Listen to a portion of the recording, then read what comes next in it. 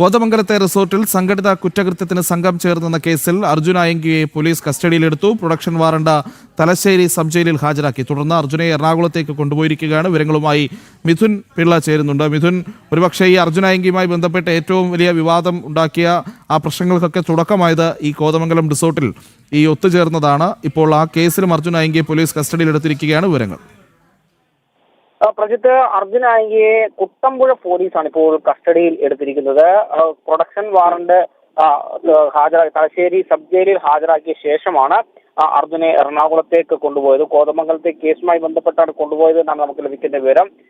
നിലവിൽ ചോദ്യം ചെയ്യൽ പൂർത്തിയാക്കിയ ശേഷം ഇന്നലെ വൈകിട്ടോടുകൂടി തന്നെ അർജുൻ ആയങ്കിയെ കോടതിയിൽ ഹാജരാക്കുകയും തുടർന്ന് ജയിലിൽ പ്രവേശിപ്പിക്കുകയും ചെയ്തിരുന്നു.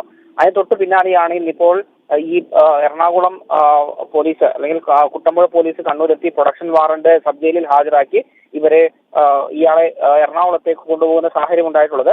അതുകൂടാതെ തന്നെ മറ്റു പ്രധാനപ്പെട്ട വിവരം കൂടി, ഈ അർജുൻ ആയങ്കി മുങ്ങി നടന്ന കാറ് പോലീസ് പിടികൂടിയിട്ടുണ്ട്. ഇയാളുടെ ബന്ധുവായ കുട്ടന്റെ കാറാണ് പിടികൂടിയത്. തളിപ്പറമ്പിൽ ഉപേക്ഷിച്ച നിലയിലായിരുന്നു ഈ കാറ് കണ്ടെത്തിയത്. കണ്ണൂരിലെ വിവിധ സ്ഥലങ്ങളിൽ ഒളിവിൽ കഴിയുന്ന സമയത്ത് ഈ കാറിലാണ് അർജുൻ ആയങ്കി സഞ്ചരിച്ചിരുന്നത് എന്നാണ് പോലീസ് കണ്ടെത്തിയ വിവരം. പ്രജിത്ത്.